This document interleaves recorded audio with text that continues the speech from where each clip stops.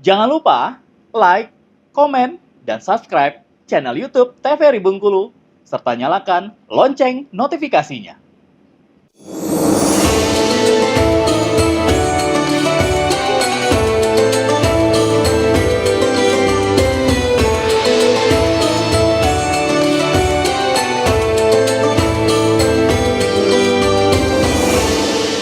Terima kasih pemirsa masih setia bersama kami di Mutiara Kolbu. Kita masih dengan tema yang sama, ya ini Isra Mi'raj Nabi Muhammad SAW 1446 Hijriah bersama Ustadz Junaidi Hamzah dan ibu-ibu dari Majelis Taklim An-Naba. Mungkin kita masuk ke sesi tanya jawab dulu Pak Ustadz ya. Boleh, dari ibu-ibu nanti ibu-ibu yang sudah siapkan pertanyaan Bu, silakan.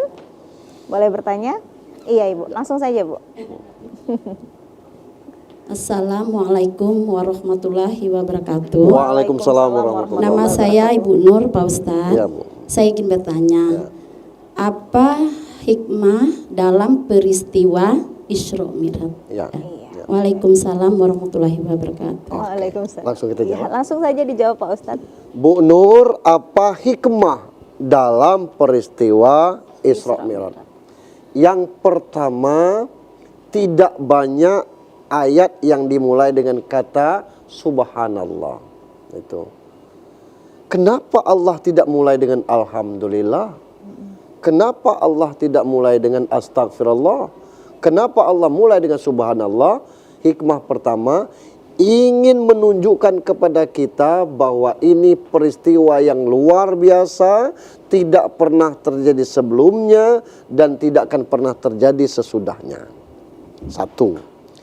Yang kedua, menguatkan iman kita dan khususnya umat Islam pada waktu itu. Ketika Nabi pulang dari Isra Mi'raj, yang beriman makin kuat, yang ragu-ragu balik lagi kafir. Kenapa? Ada kafir Quraisy ini, Abu Lahab, Abu Jahal, kan musuh-musuh permanen itu tuh. Abu Lahab nanya, coba kau angkat kaki kau sebelah, angkat sebelah, sebelah lagi, ya umban sana katakan, jatuh.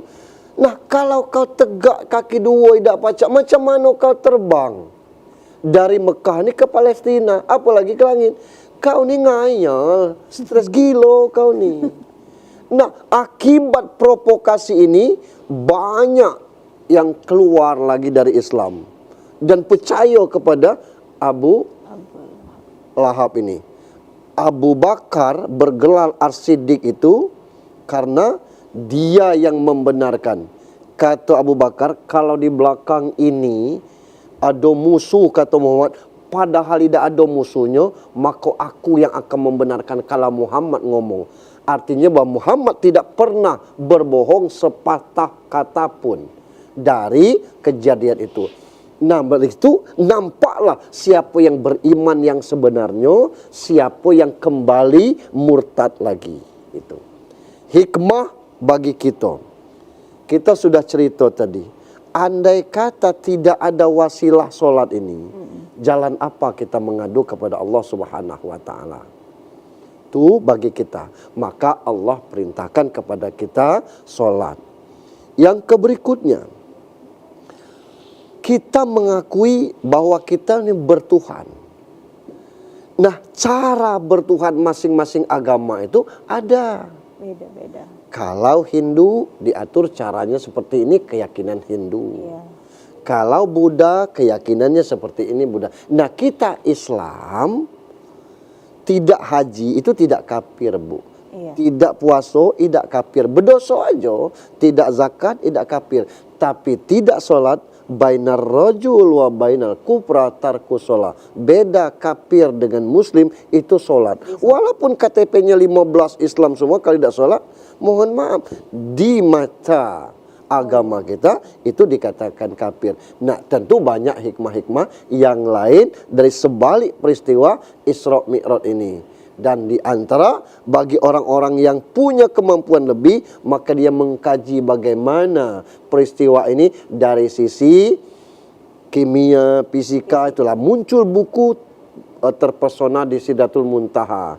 Bagi para ahli tafsir, bagaimana menafsirkan ayat per ayat, muncullah buku tentang bagaimana berdasarkan penafsiran bagi masing-masing ilmu. Bagi kesusastraan yang punya bidang dan kajian tentang itu, dia akan menggambarkan bagaimana peristiwa Isra Mi'raj dengan sastra yang indah. Ini banyak sekali hikmah di antara peristiwa yang luar biasa ini, begitu ya. Baik, Bu Nur, gimana Bu?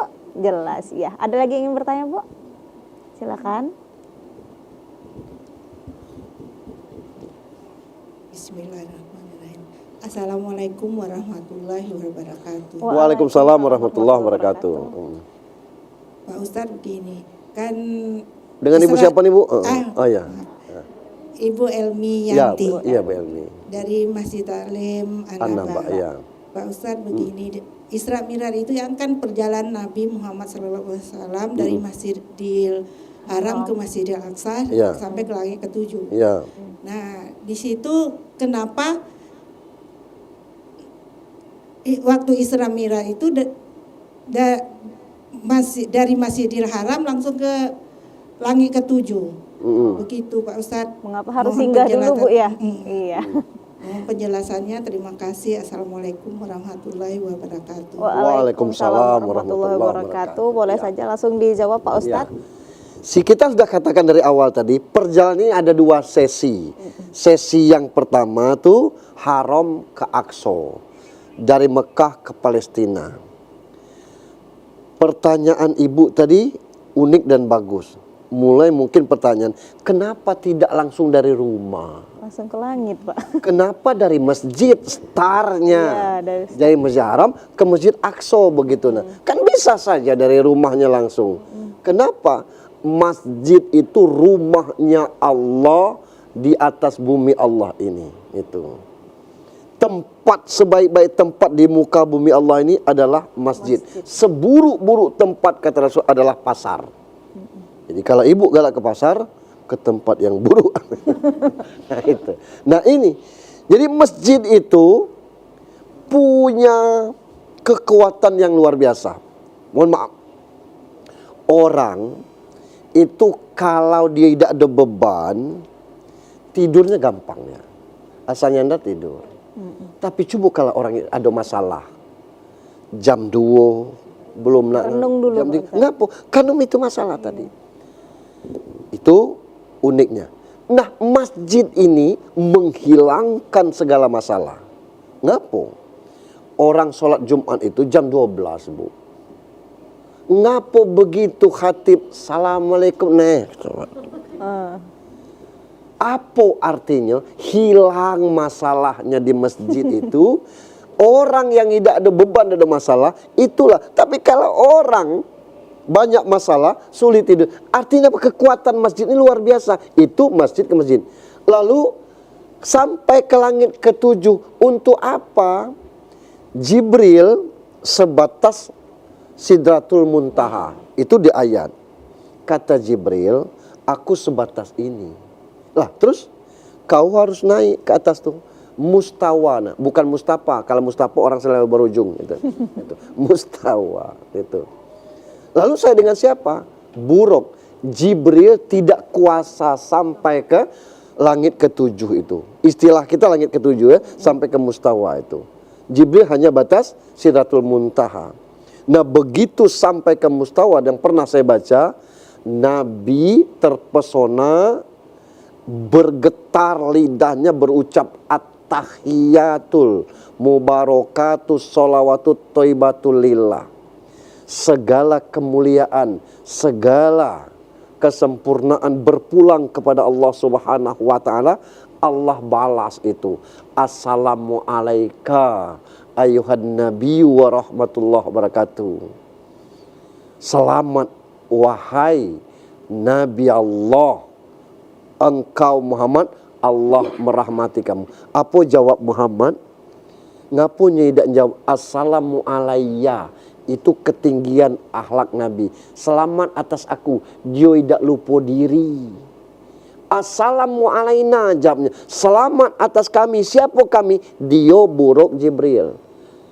Dan dia tidak lupa, kalaulah di atas tidak lupa ke bawah. Apa jawab?